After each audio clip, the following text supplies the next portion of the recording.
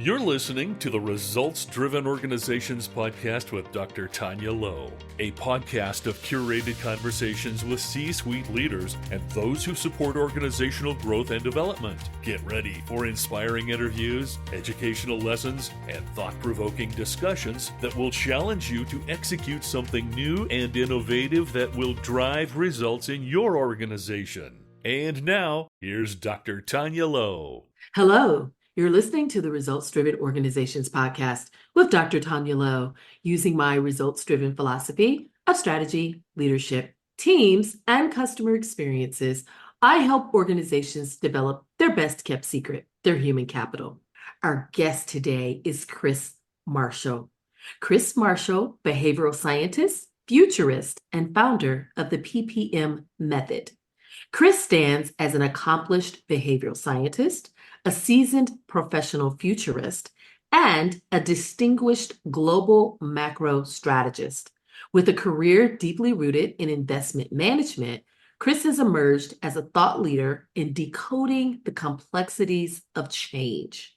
His expertise extends beyond the realms of traditional strategic thinking, making him a pivotal figure in shaping the future of decision-making in dynamic, high-stakes environments. I hope you all lean in to hear this conversation. As the author of Decoding Change, Chris shares his profound insights into the intricacies of navigating transformative shifts. His work reflects not only a mastery of behavioral science principles, but also an acute understanding of the global macro landscape.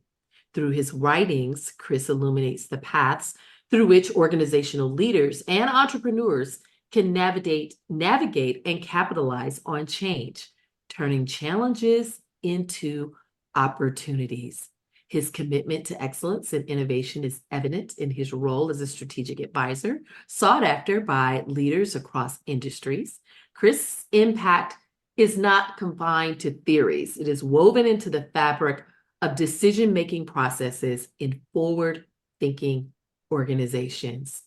Chris, welcome to RDO. Well, thank you so much. As I heard you reading that, I was thinking I have to get a copy of this bio. I will definitely share it with you. I hope I can live up to it. Yes, but no, yes, thank you so much for having me on. It's a pleasure to be here. Thank you for being here. So, traveling all the way through the airways from Wales. So, Chris, as I was saying earlier, when I first learned about you and your work, and I think I was listening to you on another podcast, and you were talking about neurodiversity, which is something I've gained an interest in. But then we started kind of pulling the onion back, and we found out you have so much more going on than that talk of neurodiversity. So I want to jump in and start with what is a futurist? Good question. No, excellent starting place. A futurist is really just somebody that has a perspective on how things are changing. It's not having a crystal ball. It's not about making predictions of in 3 years' time on this date at this time this is going to happen. It's more about just being aware of this constant landscape of change, which is the world around us. Quite often as humans, and this is built into our psychology and our internal wiring, we love to think that things stay the same. We love to think there is something called the status quo. And I guess as a futurist, what we're always saying is everything is always changing. Everything is always on the move. Kind of that rapid change comes at certain points, and then there's periods of slower change. But the constant is that there's always something to be watching. There's always a trend which is moving out. There's a new trend coming in. So it's about building scenarios. It's about being aware of how things are moving. I love it. I have a background in nonprofit and government organizations. And one of the, I guess, scary things about government is that many times we can get stuck in, we've always done it this way, so we've got to do it this way, even though we're 10 years, 15 years behind a lot of times. So I think this is a valuable conversation, not only for our C-suite, but also people in government. So I got a follow-up question to that. I hear people saying a lot of times, and especially a lot of leaders, I am a visionary. I set the vision for the organization. Does that mean that they're a futurist? So let's separate these things out. Mm. I mean, maybe. I mean, maybe they are. I mean, that there is no kind of overriding definition. Futures thinking is probably a better thing to kind of talk about. And it's Mhm. about thinking in these scenarios. Sometimes, though, when you find these visionaries, they're really just pushing their own idea. And that's very different to actually paying attention to what's going on. Mhm. And it's wonderful to have your own idea and push that into the future and push that forward. That's great. That's sometimes how change happens. But futures thinking, let's think about that as a kind of a way to think. Futures thinking is saying we need to pay attention not just to the visible elements of change around us, but the drivers of change, which often are below the surface. They're not the things being reported by mass media all the time. They're Mhm. things kind of, they often are more subtle things. And we're putting all those together to build out scenarios. So the difference between a visionary and a futures thinking, to my mind anyway, is often when you talk about those visionaries, they have one idea about the future and they push that forward. Futures Mhm. thinking is saying, well, there's all these different scenarios, and how do we plan for each of those, and which is most likely? Depend Yes. kind of I, from the trends and megatrends we're seeing moving, which is the most likely scenario here. as, I love that. I love all of that. I'm a person that I learned a long time ago, watch the trends. What's happening? How does this affect business as an entrepreneur myself? But then as I go into organizations and I'm helping the leadership and I see that they're operating from a very old playbook, especially when it comes to the type of staff they need. And, well, this is how I did it. Well, you've got a different group of people in your organization now, so they need more development. They may need more time with you. And so follow the trends, find out, how does this fit in our organization and where do we need to make that shift? So I'm so glad that we're having this conversation. So in that same vein, you can tell I'm excited about this. As a behavioral scientist and a futurist, how do you identify and analyze macro trends that are shaping the future? And maybe what implications do these trends have for organizations? Because I can I can I can think of two two leaders that I work with right now that, as we talk about what's coming, they're going to be that person that's going to say, they're going to come up with every reason of why we shouldn't move toward the future. So can you Yeah. speak to that a little bit? Yeah, absolutely. I mean, so let's blend those two things together as a behavioral scientist and a futurist. Hmm. Really, where my specialism kind of comes in is identifying the gap that opens up.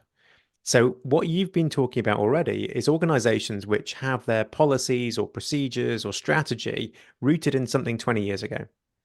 And Hmm. that can be fine. They can be time-tested rules. That's no problem at all. But if you're not aware of how the landscape around you is moving, so this isn't necessarily saying you have to have a plan to move towards the future. This is about an awareness. And when we see the gap open up between awareness and strategy, i.e., there's this chasm, then what we start to realize is let's come back to kind of what happens in our brain. Our brain hates uncertainty.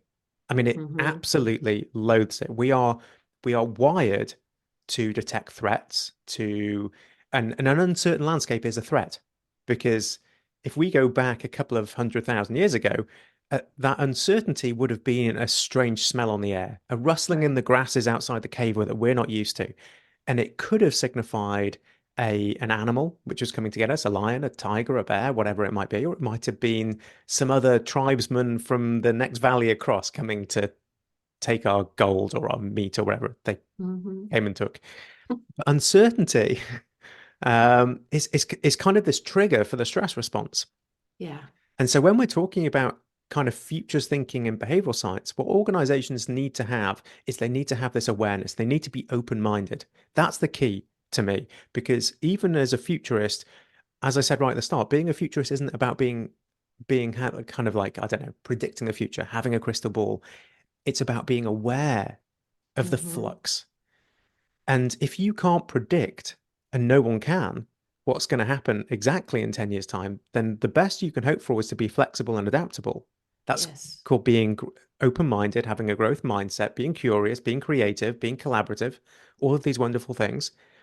And if you're not, then what you're doing is you're opening up this gap, which is causing you more uncertainty because you're just not aware of the environment you're in anymore.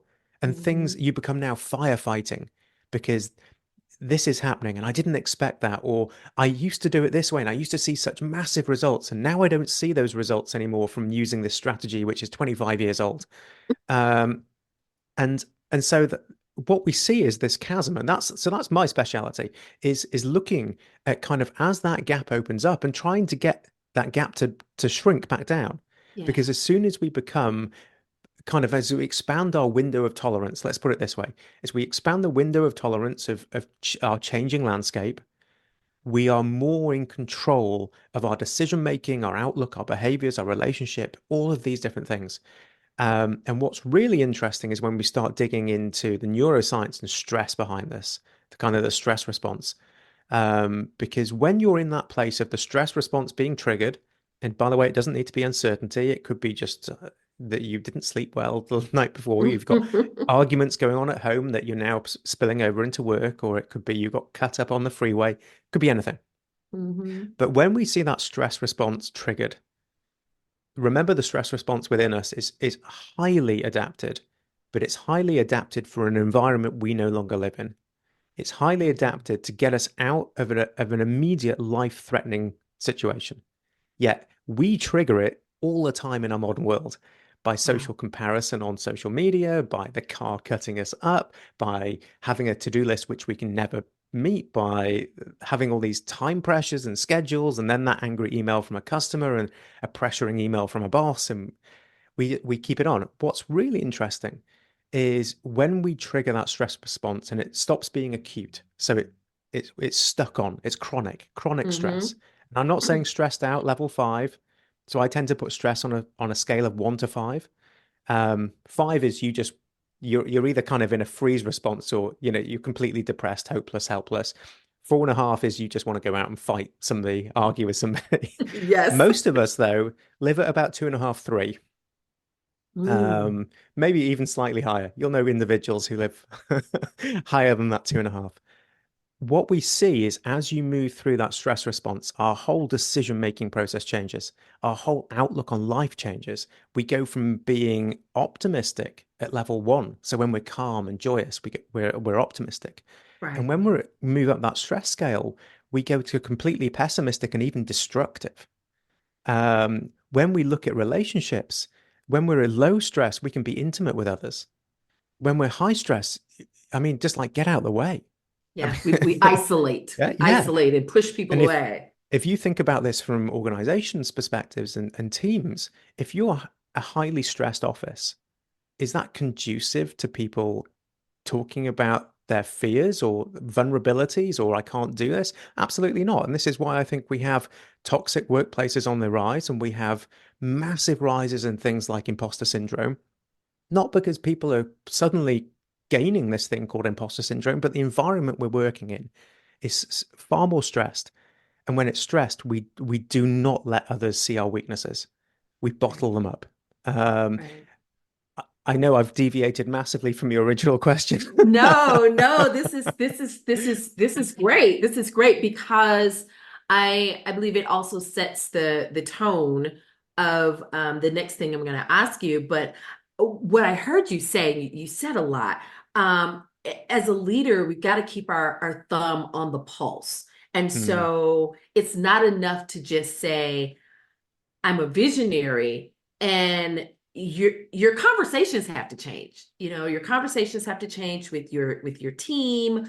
You've got to look at what the research says. I'm doing some work right now with a organization that I volunteer for, and I know they probably hear me in their sleep, because I'm saying, what does the data say? What does the data say?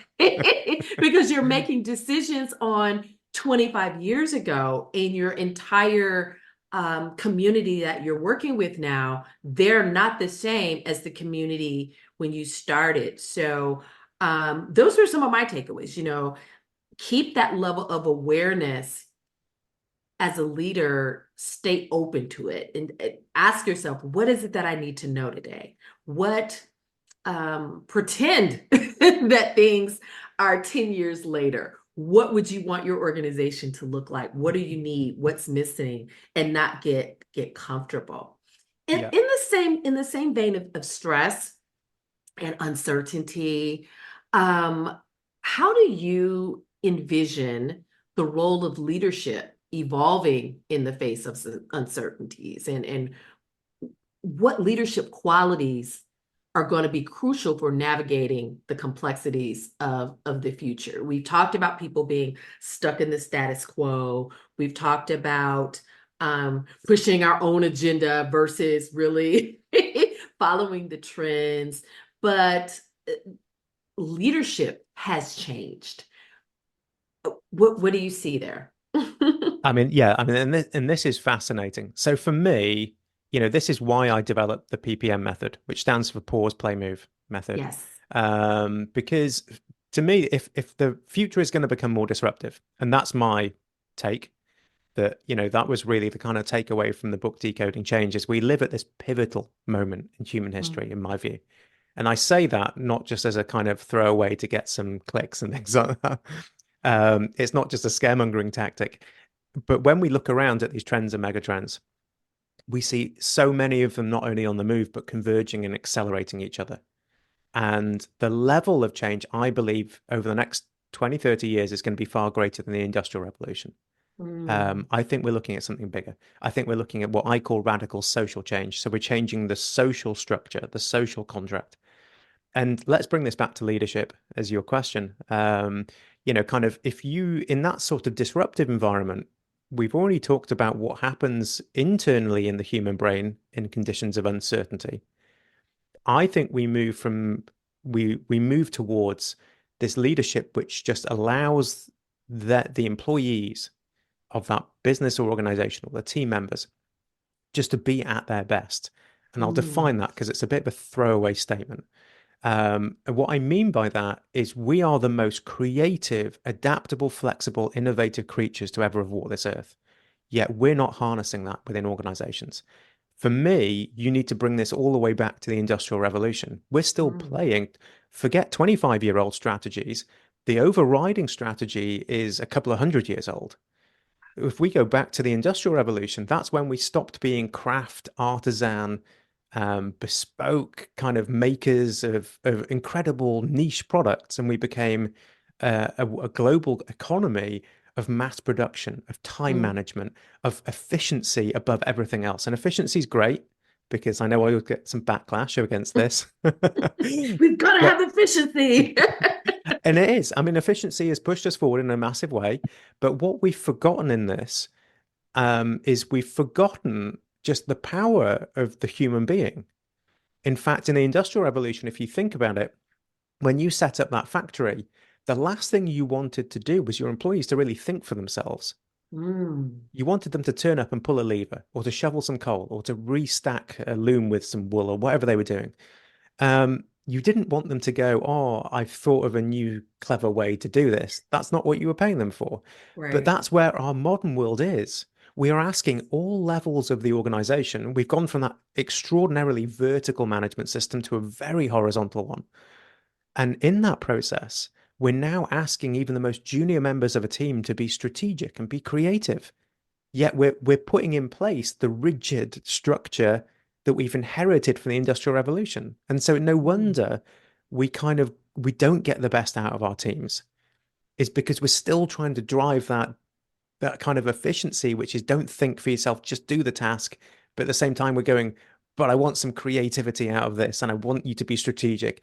And we can't do both of those things. Yeah. So the leader of the future, in my mind, is a kind of a breed of human. I'm gonna class it like that, that really understands not only how to keep their own head in times of disruption, because that's key. Come back to that Yeah. idea of toxic workplaces. If you are the stressed out leader and that's what you're promoting through your team and your organization, you're never going to get the best out of your staff. So there's responsibility there, but then it's about tailoring things to help each of those other people reduce their stress level so that they can bring their best selves, their best work, their most creative work to the table as well. Um, so kind of to bring that back to the PPM method, this is where those three bits come in. It's pause, play, move.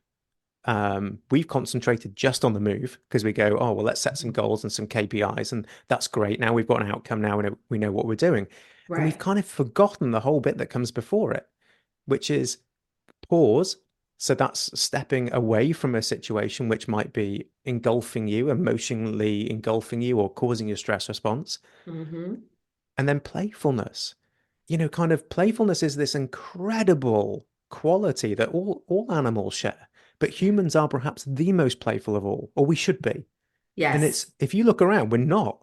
Certainly when you become an adult, we seem to go from this place of being a kid where it's encouraged, second nature. We get given toys and coloring books and everything. So then you suddenly cross this line of becoming an adult, and it's like, right, it's time to be stressed and serious now. No more play. You can't Yeah, that's it. play. Yeah, Forget about it. Don't bring that silliness in here. And I think that creates more stress because people need more play in their life. I share with you, I'm recovering from foot surgery. I've got a bag of adult coloring books. A friend of mine brought me a coloring mug. And when I'm sitting in this playful state, or if I'm doing a puzzle, I don't know what happens, but I get these amazing ideas. Oh, wow, I could do this. Or because I'm not just in that bottle of churn and burn, churn and burn. So I was going to ask you about the pause, play, move model. You've created a wonderful model. Can you tell our listeners a little bit more about it and maybe give us some examples of how this has helped organizations foster agility? absolutely. Yeah. So the pause play move method originally came about. So I burnt out as an entrepreneur. The irony of that story is that I was also academically researching resiliency and mental toughness, which are properties which are meant to protect you against that very thing. Hmm. So that was fairly embarrassing. As I was lying in hospital, burnt out because I did the job quite well. I did it properly. I was juggling academic research. I'd set up a couple of years before a distillery. Um, Again, this is kind of my multi-passioned brain that I always have to have multiple plates spinning. Um, and I was also working in finance. I was head of investment strategy for a boutique investment manager, which I'm still there. And I completely burnt out. Mm. And the realization from this was I'd got resiliency, mental toughness, and hardiness concepts wrong in my research. I'd taken them from a young athlete. I was on the British ski team as a young child, and I'd come across performance psychology, and I got fascinated by these concepts within elite sport. And I tried to just basically replicate them into an organizational structure or into an entrepreneurial setting. But there's certain reasons why you can't do that. Mm. My own life demonstrates it. And Yeah. what one is that if you have these real high kind of personality traits of challenge and commitment, is you're very good at not giving up ever. That you just drive yourself into the ground. Unlike an athlete, you don't get an off season. The competition doesn't end. Like you Right. go to bed thinking about it, you wake up thinking about it. It doesn't matter whether it's summer or winter. The business is open. Um, so this is where the PPM method came in. I realized that I was missing something in my research. And so I kind of came back, and this is where I then went away and actually qualified as both a master life coach and therapist, because I started to realize just how it was the way that we were kind of looking at stress, how we're not taught to deal with stress, how we're not taught to deal with emotions in society. These are the things which can cause massive ruminations, that kind of classic, oh, my brain doesn't switch off. Mhm. One of the reasons why stress level keeps on. Yes. So, so really the idea was, I knew the move was really important because the common wisdom I was getting from people when I was burnt out was just like, oh, well, just stop, don't do as much. And I was like, that doesn't feel right to me. I have goals. I want to push forward here. I Mm. want to scale. I'm an ambitious person. I always will be. And just kind of retiring to an armchair in the corner of the room, well, no. So I need to find a different way. I don't Yeah. want to burn out again because it was horrific. And if anyone ever has, they'll know that kind of feeling. I mean, it's completely physically um, terrible. Hmm. So so I knew the move had to be in there, and I tried lots of strategies, and this is where organizations and businesses tend to go. When things get a bit too hectic, they try and find a kind of productivity solution. So Right. like make sure your email box is always clean, or schedule everything in your Which can diary. create more stress for me. So, and those are the things that happen just in the move phase. Those are tools. And so I became intensely interested at what we should be doing before. And this is where I'm going to come back to what you were saying. You're doing all these coloring books because you've had foot surgery. There's a question that I tend to ask audiences if I'm speaking to them in a live setting. And that is, I just say, I'll put your hand up when I say the location where you have your best thinking. And I always start with the office because nobody ever puts their hand up. It's quite hilarious, really. Um, unless they're sat next to their boss, and then they do. That's That's funny. but most people then shoot their hand up as soon as you say the shower, on the beach, in I've the heard bath, that. on holiday. Yes.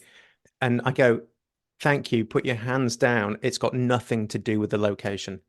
It's Yeah. got everything to do with how your system is firing at that point in time. So what you're finding out from coloring is you're bringing your stress level right down to level 1, right down to joyous, calm, tranquil, peaceful, safety.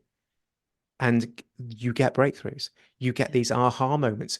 Because let's think about what creativity is. Creativity is banging two particles together, if you like, that have never met before. That's how Einstein defined it. And we're only able to do that when we're at the lowest, calmest state. And so Mm. the PPM method, pause, play, move, starts with that pause. Because unless you remember to pause, unless you pause and actually step back from the situation which is causing you stress, engulfing you, completely absorbing all your thinking, that kind of, do you call it churn and burn? That kind of just constantly fighting. Mm. Unless you step back from that you have no hope of bringing your stress level down to 1. But when you do bring it down to 1, not only do you gain new perspectives of the problem you're facing, but you start to think in an abstract way. Yeah. You start to see things from a completely new perspective. And we've Yeah. been so fixated on moving forward, always pushing, always digging deeper, that we're missing the most incredible stream of thinking humans have. And so the pause is all about bringing yourself down.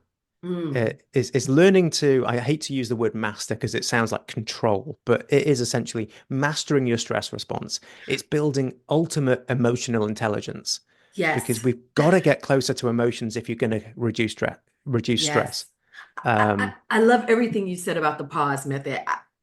I feel like as you were talking, I was having a flashback of when I was working on my doctorate. I was working on my doctorate. I was in a toxic work environment and my mother was ill.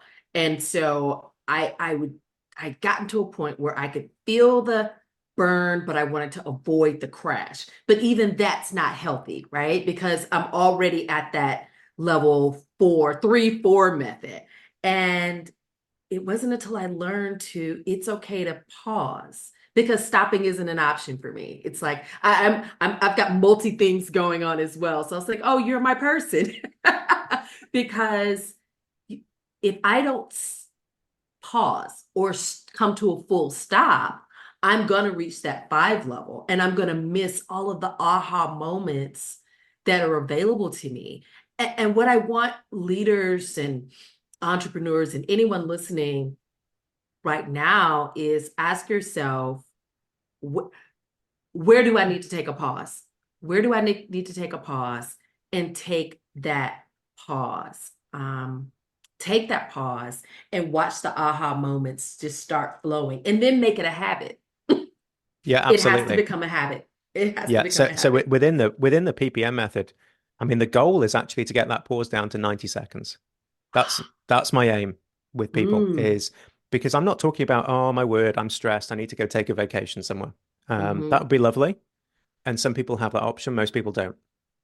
And so if we bring this back to kind of what's realistic and available and actually doable, mm, this was why the whole idea is that I think you can go through the entire PPM method, the whole framework, the whole decision-making framework within 90 seconds.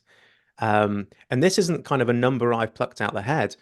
This is based on kind of neuroscience looking at emotions. Emotions, again, we get all this wrong in society. Emotions, to my mind, and what seems to be coming through from the latest neuroscience, is emotions are just the language of our body. They're just the hmm emotion, the language of our nervous system. It's our body trying to tell us it's detecting something, whether that's happiness, whether that's guilt, whether that's fear, whether that's sadness. And we've become so scared of emotions in modern society, certainly these ones we call negative, although I'd Yeah. say there aren't negative and positive, they're just signals. We've become so scared of them that we believe that if we feel them, they must mean something. And it's not, it's just ringing a bell saying, hey, just pay attention. Like, Yeah. you're sad because, I don't know if it's a bereavement, because you loved that person. You're feeling guilty because you actually crossed your own moral boundaries. Instead of, we try and get rid of them and replace them with a positive one, or even worse, replace them with something external to us, a drink, a chocolate bar, a takeaway, a whole night of binging Netflix, kind of whatever people need. It's medication. And and so within the PPM method, we have to bring this down. And so emotions are shown through current neuroscience. They should only last 90 seconds. And when I say that about anger and things like that, most people go, no, I feel anger for way more than 90 seconds. And it's true, we do. But after the 90 seconds, what we're doing is we're focusing on it and continuing it. We are using our brain at that point, our cognition, our prefrontal cortex, to go and Mm. find stuff in our landscape which supports that feeling of anger, why we've been wronged, why they're wrong, or whatever else. And then we But if we ruminate over it. Yeah, absolutely. So in the pause phase, we get very close to emotions. We learn just how to let them. We sit with them. We don't try and get rid of them. That's kind of, there's just as bad as taking a drink to try and calm yourself down or replace a negative emotion with a positive one. You just sit with it. And what you tend to find is, as soon as you bring awareness and sit with something, certainly an emotion inside, is it goes. It goes, I've done the job. I've brought you a signal. You've listened, and off we go. And it's a lovely natural process. But the whole idea is we bring this down to that kind of 90-second period. So the Mm, pause phase, just to kind of recap that, is just stepping back. It's learning that self-mastery, that kind of emotional intelligence. It's learning about our stress response and identifying, well, where are we? Where are we firing right now? And if it's anything above a level 2 on a stress scale, my kind of rule is, don't make a decision, because mm. it's gonna be screwed. Absolutely. You're gonna be missing something, or you're just gonna be so hyper focused on something you're scared of that you miss all the other wonderful options. So that's the pause phase. We then move, once we've achieved that state of joy, calm, bliss, whatever you want to call it, that very calm state. We've got some lovely breakthroughs. We've get regained perspective. We've got that abstract thinking and those aha moments. Hmm. Then we move to playfulness. And Yay. playfulness, if you think about playfulness, I mean, just in your own body language, then playfulness is just a slightly higher energy state. It's this wonderfully kind of, it's got its own feeling of like moving forward. And this is the irony of the PPM method. I'm kind of giving away all the secrets here, but the irony of the PPM method is we don't spend any time on the move phase. We just spend Ah, all the time on the pause and play, because to my mind, and how I've seen this work with people, is once you pause, find breakthroughs, reduce stress state, step back, gain perspective, and then you get playfulness, which is about curiosity and collaboration and creativity. Well, the move takes care of itself. You don't need a goal or a plan. I mean, it's fine if you want to set one, but you've got momentum. There's nobody on planet Earth who kind of gets a breakthrough, becomes playful, and then goes, "No, I'm all right." I'm good. I'm good. Yeah. Yeah. Wow. I love that. You don't even have to spend as much time on the move part. Is once you've reset, if you will, during that pause phase. And I think it has to become a practice, because I can hear people saying 90 seconds isn't enough time for me. Well, it's not enough time for you if you say it's not, but if you say it is, if you allow yourself only 90 seconds to reset, to pause, to breathe, um, you're gonna get that aha moment, and then you can move right into play, which is Yeah. where everyone wants to be anyway, in the play. Yeah. In the And play. yeah, and coming back to that, when you first start doing it, absolutely 90 seconds is kind of the objective. That's where you want to get to. But Mm, initially, absolutely, you're learning a new skill. yeah. You're learning a new skill set, and the more you practice it, the more routine you kind of make that, the more you place that into your daily life. Certainly, try to practice it when you're not highly stressed is probably a great move, because we don't like to practice things on the mat. We like to just kind of go full into the chaotic situation and go, oh, I heard this guy on a podcast talking about pause and play. I'm going to give it a go now. Yeah. I'm at level 4.5. Yeah, good luck. Good luck with that. Yeah.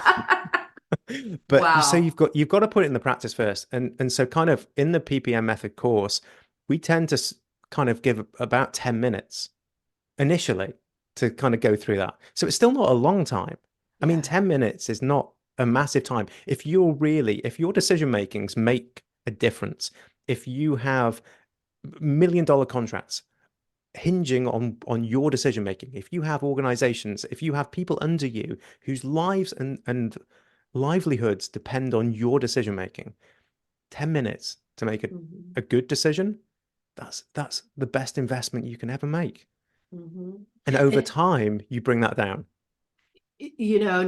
as we were talking about, time and productivity, if you take those 10 minutes to pause, it's going to keep you from making a poor decision, which keeps you from having to go back to the starting point, which ultimately affects productivity. And all we had to do was pause and wait for the magic to happen. Chris, I want to change gears for a minute. There's been a lot of um, talk about neurodiversity lately, or maybe it's just been hitting my timeline a lot lately. But um, can we talk about that? What is neurodiversity, and why should it matter to organizations? Okay, so neurodiversity is a massive catch-all label. So you have loads of different kind of um, I'm going to call them syndromes. It's a horrible word. I was trying to desperately find something different, but so everything from autism to ADHD, used to be called Asperger's. That was Hmm. that was on there. And so you have this collection of loads of different. It's essentially let's bring this back to nature. Not all trees and flowers are the same. Yeah. Um, and kind of neurodiversity is just going, oh, look, there's diversity in the way our brains are put together. Um, so neurodiversity is literally that idea that you and I are wired differently, and therefore we can see it's a spectrum. It's not on or off. It's not either somebody is wired that way and somebody else is wired this way. It's an entire spectrum. Now let's bring this back to why this is so important, particularly at this point in human history. Let's bring this back to that what I'm saying about this being a pivotal moment in human history and radical social change and the whole world changing. what we find when we actually look at the biggest paradigm shifts in human history, in social culture, social philosophy, is one of the drivers of that is a trend which I call the information revolution. Mm-hmm. And we've only had a few of them. So we could probably go earliest writings of mankind. I'm going to completely get this wrong. So if there's any historians listening, feel free to correct me. But I'm just going to say hieroglyphics on the Egyptian pyramids, maybe cave drawings, whatever we kind of want to put in there. But that allowed all of a sudden the transfer of information beyond one generation. It was consistent, and so you start to see humanity building out from that point. Mm-hmm. The next one for me is then the Gutenberg press. So this is where we go from scribes handwriting out books. The Bible would have taken a scribe 18 months to handwrite out, probably with a million different errors in it, to the Gutenberg press, which could suddenly do 250 pages an hour. I mean, it rivals modern day printers, doesn't it? But all of a sudden, that then allowed for information, knowledge to be passed far beyond the boundaries of the village, of the town, because you could send a book. And when we coupled that with a delivery mechanism, this was obviously, we were coming into the age of discovery. We had Columbus and Diaz and Vasco da Gama sailing around the world, and they were able to deliver these books. I know that wasn't their mission, but we then fast forward again to the what I think is kind of one of the latest ones, in that I'd put the telephone, or maybe even steamships, because if I wanted to send you a letter in the States from the UK before steamships, it was kind of, well, maybe it's going to be 5 weeks, maybe it's going to be 7 weeks, who knows? The steamship suddenly made it very consistent. It was 16 to 18 days, I think. And the telephone, I mean, looking back, I mean, this is kind of where we forget just how incredible our current world is. The telephone, for the first time, allowed me to speak directly to you and for you to instantaneously reply. I mean, it was mind blowing. And then we get the golden age of science after that. I mean, so these massive information revolutions spur on huge changes and shifts. It's not always positive, not in the short term, but it's certainly dramatic. I think then we're in the next iteration, which is the internet and AI. Combine those two, and you suddenly get this incredibly rich information world. Now, what happens if we really think about this? What's really happening in an information revolution is you're bringing more voices to the table. Yes. So bring this all the way back to neurodiversity. I know this is a very long answer. I love it. Sorry. If we bring it back, what we're saying is we want different perspectives. Different perspectives are what powers an information revolution. Because you're finding, oh my word, I've just learned this new view from this tiny village in Germany because the printed book is around. Or I've been able to speak to this scientist on the other side of the world because of this thing called the telephone. Now we're moving forward. And whenever we see those periods, we start to gain not just perspectives, but far more creativity if we're open-minded. And this is where it comes back to my view of the leader in the future is somebody who is open-minded. Because if you're just being closed-minded, no, this is how I do it, then don't employ people with different backgrounds. It doesn't have to be neurodiversity. This could be people of certain ethnic origins, of certain upbringings, of certain social cultures. Everybody has, yeah, absolutely. And if you're going to be closed-minded, then great and good luck to you. But it's going to be the open-minded person that wins, because they're just going to be able to go, oh, what's your idea? What's your view on this?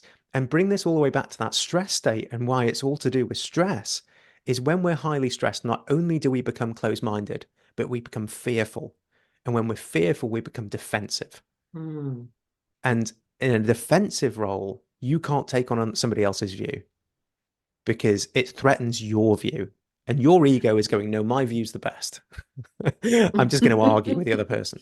Yeah. When we bring down the stress state, and this is the incredible thing, we can suddenly go, what's your view? And we lose the ego in it. we can just listen and go, okay, I hadn't thought about my solution in that way. Thank you.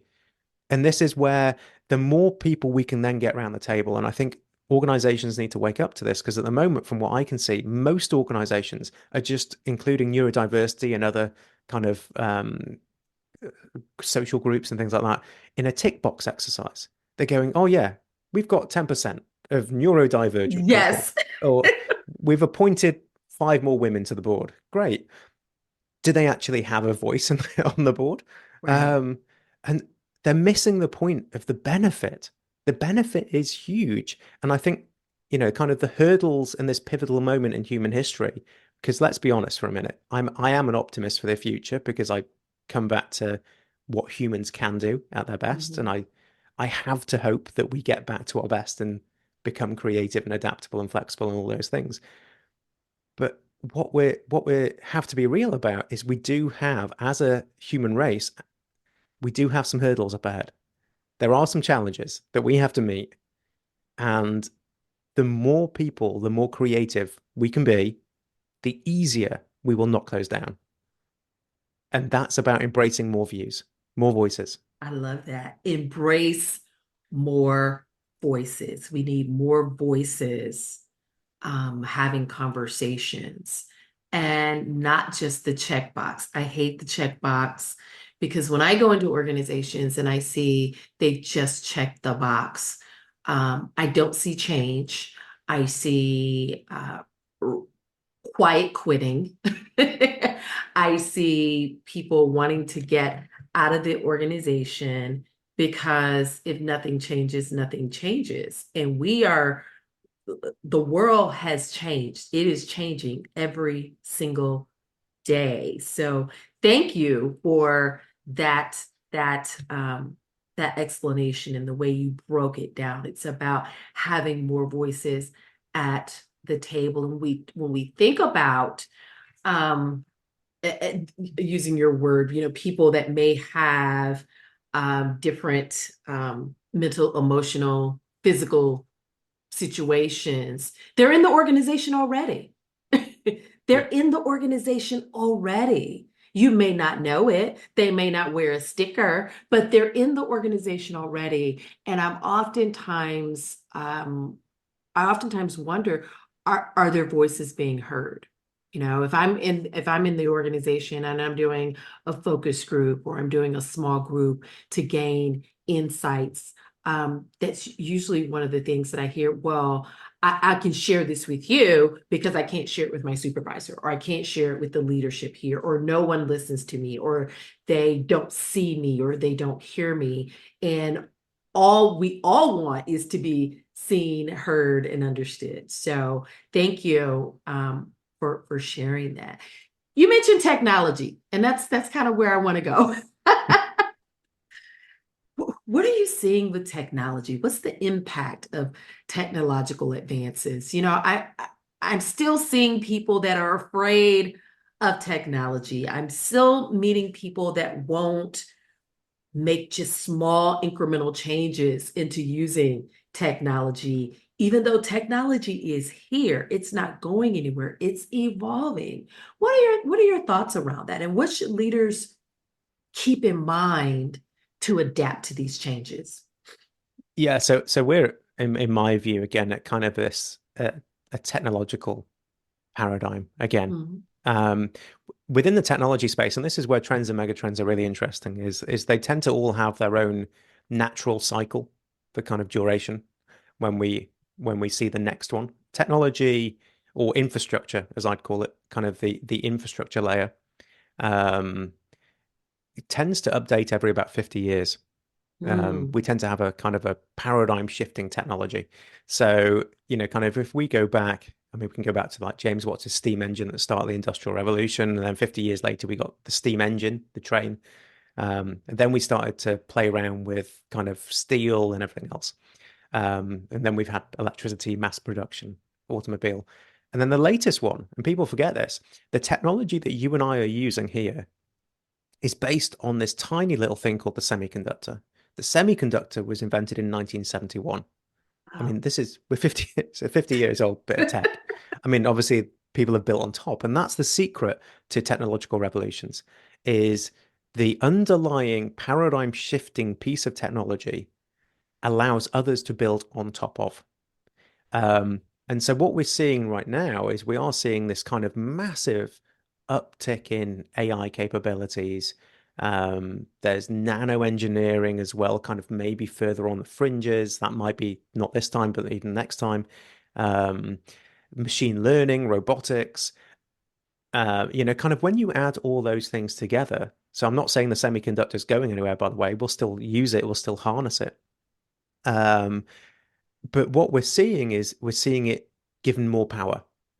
Now, if you look to previous kind of revolutions, technological revolutions, is what tends to happen is we see entire careers and industries taken out, that it replaces long-standing careers and industries. So if I go back to like all the way back to the Industrial Revolution, I mean, at that time we had people, well, probably well into the Industrial Revolution, called knocker-uppers.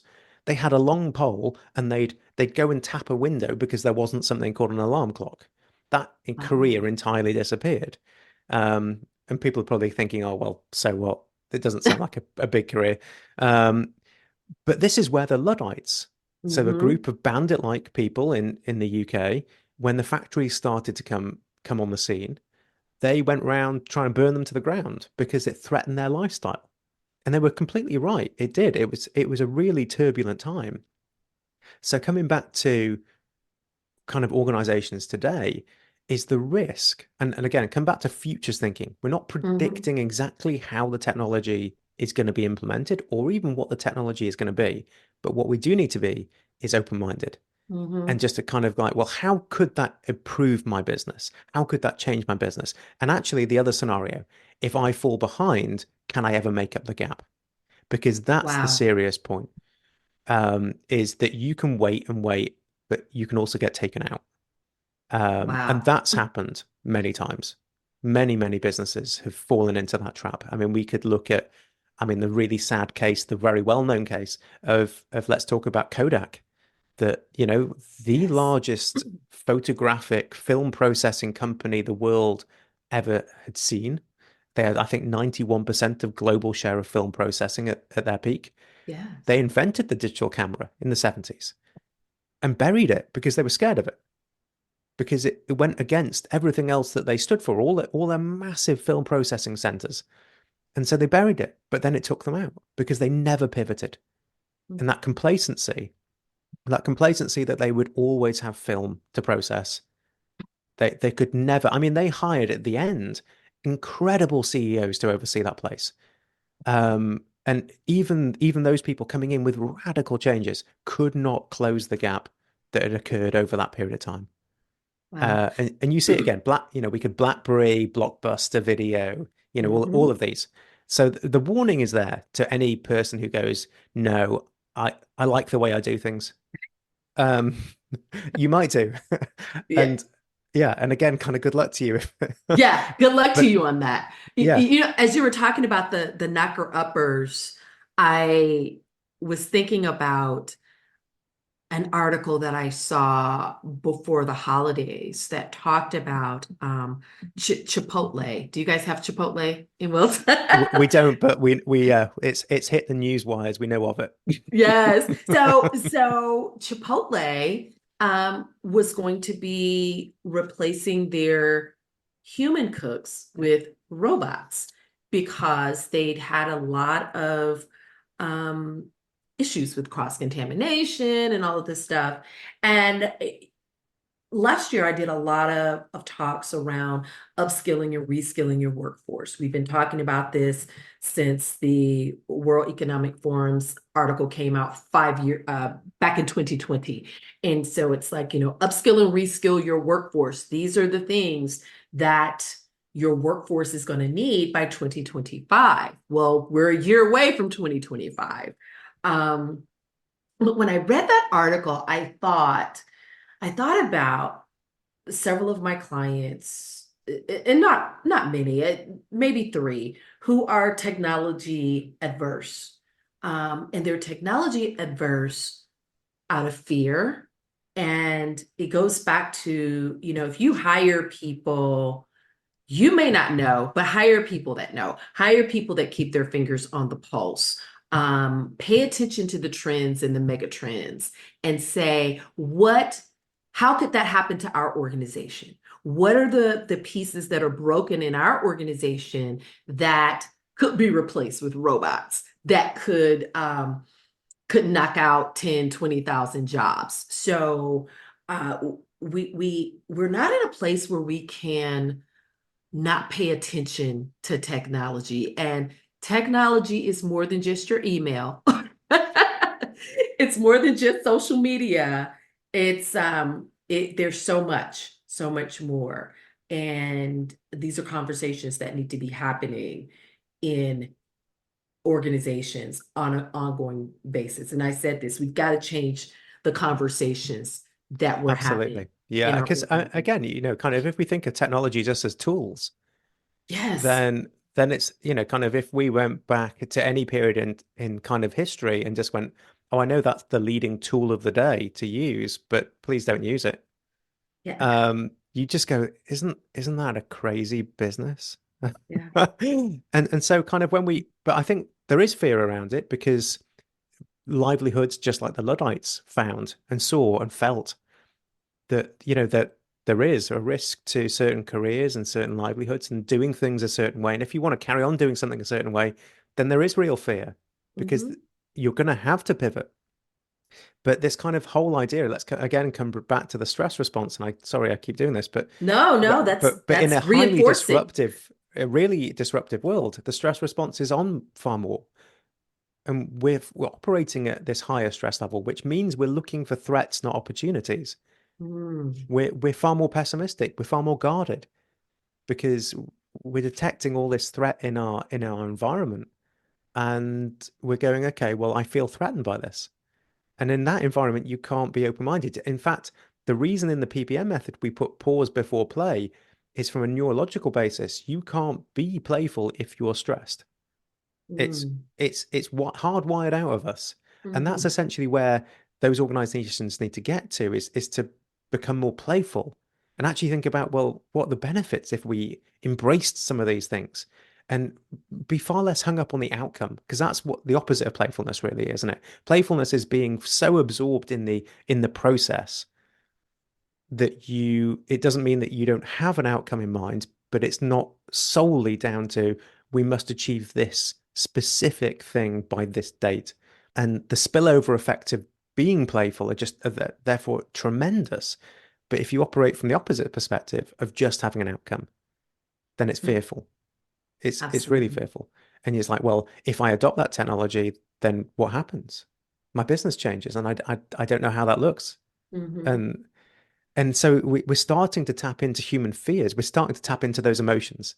Um, and that's, again, where pausing that PPM part comes in, is because we've got to bring ourselves down to think clearly first before we even make a decision. Because if we never mm, do, all we're going to do is we're going to become more habitual in our thinking. We're going to stick far more to the familiar because that's safe to the human brain. yeah, Um, and yeah, it's not surprising. yeah. I'm writing that down. Don't become habitual in your thinking. That's a Yeah. great takeaway. Chris, what are you reading that we should be reading? So I said just before we started recording, I always have about 70 books on the go. I'm actually looking around me at what's here. Actually, I'm going to pick one up. Um, it's a psychotherapy book. I Yes. apologize for that, but it's called Why Love Matters. It's about kind of early stage attachment and love, and what it does to our nervous system actually, and Yes. why kind of just coming back to that idea of stress response and our attachment behaviors and how we navigate the world is this is what I deal a lot with within the psychotherapy space is just helping people who've had maybe like a kind of, I'm not going to say a troubled childhood, but maybe not the most loving childhood. Hmm. And Hmm. you tend to find that their nervous system fires at a slightly higher level because they're so used to detecting threats. And that's Hmm. understandable because that's what saved them as a child. And they've just transported that into adult life. So yeah, Why Love Matters is a beautiful book about kind of how affection shapes our brain when we're tiny. Yes. And no apologies necessary, because I know as leaders, we need to, as we talked about expanding our conversation, we also need to expand what we consume. And so if we're reading all leadership research books, it's going to keep us farther and farther away from futuristic thinking, understanding who's in our organization. So thank you for sharing your book with us. I hope you enjoyed this episode. We've been chatting with Chris Marshall, behavioral scientist, futurist, founder of the PPM method.